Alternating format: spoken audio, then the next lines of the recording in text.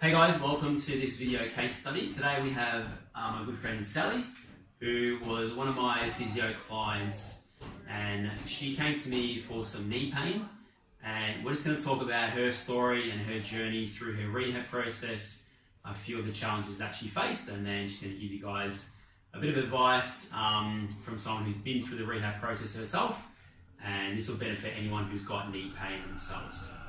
So thanks Sally for doing this video. My pleasure. First of all, just tell everyone your background in your sport and what sort of knee pain you were experiencing for the last few years. Sure. So I've been doing quite a few different sports over my life.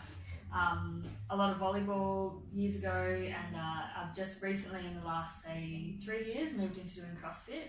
And in particular, I really love the Olympic lifting aspect of CrossFit. And I've always had little niggling problems with my knees. So running was always a little bit of a problem. I noticed it playing volleyball. It got pretty bad when I was doing some CrossFit exercises and I wasn't managing it well at all.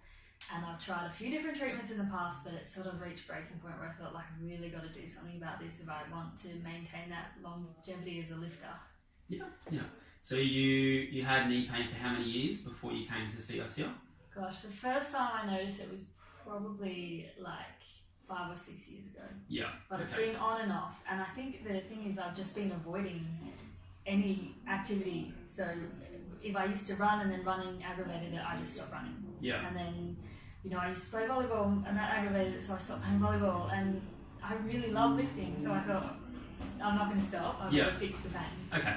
Yeah. And what was your biggest frustration back then? So when you first came to me with that pain, what was the one thing that you were mostly frustrated at, and what did you want to get fixed, or what did you want to improve at? I just kept thinking, if I don't do something about this, eventually I'm going to injure myself so bad that I'm just not going to be able to do what I like doing. Yeah. Cool. And what sort of rehab process have you done in the past before seeing me? So have you seen any other physios or any other practitioners before? What sort of things have you tried in the past? Yeah, I've seen quite a few physios, on and off, depending on when it sort of flared up. But I think what wasn't working was this idea of like, okay, the knee's a problem, so we'll just avoid doing anything that involves the knee. Yeah. And at times I've even been told, you can't even do an upper body exercise because that's still weight bearing on your legs and your knee. Yeah. And so that's so demoralising if you're someone who likes to be active, to be told you can't do anything at all. Yeah. I tried different exercises, which I think is pretty standard, but none of them really made me feel like I was getting anywhere. Yeah. But eventually we got there. Yeah. No pain now, so that's great. No pain now. So what made you seek out some further treatment, and why did you come to us for treatment?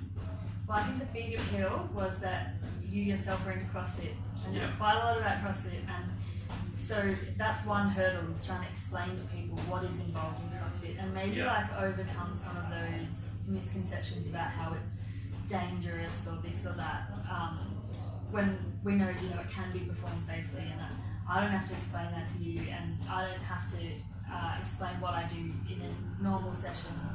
You can give me some scaling options and some ideas for how I could modify my workout that I'm doing anyway, to include a little bit of rehab and to look after the knee while it's recovering. Okay, yeah.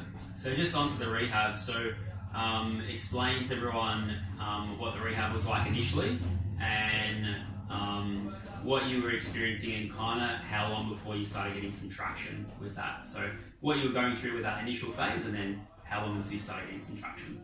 Yeah, so I guess we moved in a few different phases. So initially, there were quite a lot of things that were cut out of my routine.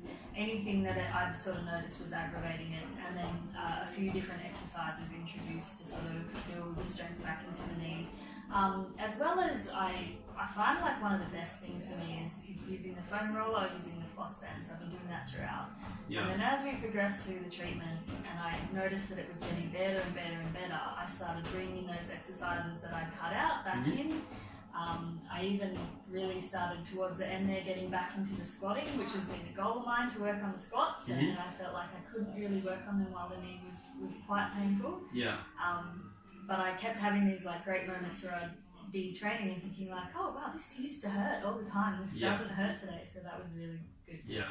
It's such a good story with Sally because she was in pain for such a long time, and then we got her to the point where she was squatting and moving without any pain. It was just such a great point in her rehab because she'd done so much work, and to get to that point where she was feeling better was fantastic.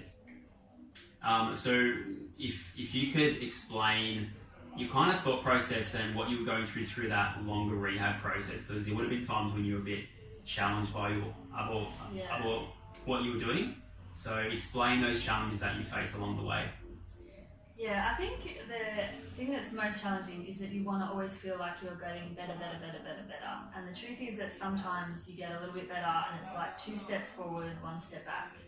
And these are the times when you really challenges your motivation because you think like, oh, maybe it's not working. So you just kind of have to have trust that if you stick at the plan, know what the plan is, stick to the plan, stick to the exercises.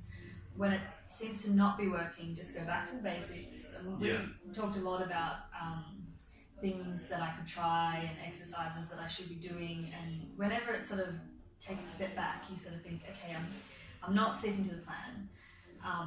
Definitely, when you do have that little moment of going backwards, you feel like I'm going to give up.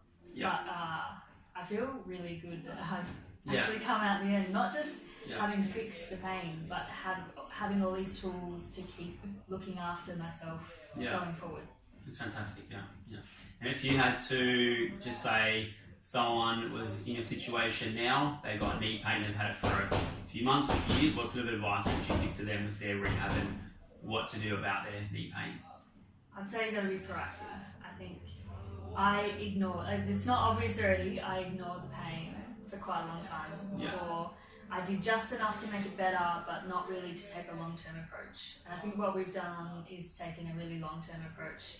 But we're going to fix this today, but we're going to make it so that you can, lift for as long as you want to lift.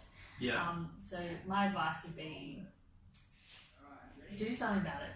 Get a plan and just trust that the plan's going to work. Yeah. And what did you squat this week? How much did you squat with your PR? I squatted 85 kilos today. 85 kilo PR, there you go. That was with you with knee pain about 6 months ago, so now 85 kilo back squat. Good stuff. Yeah. Cool. Any final words to anyone watching at all? Final comments or signing off? All good? All good. Cool. Alright guys, so that wraps it up.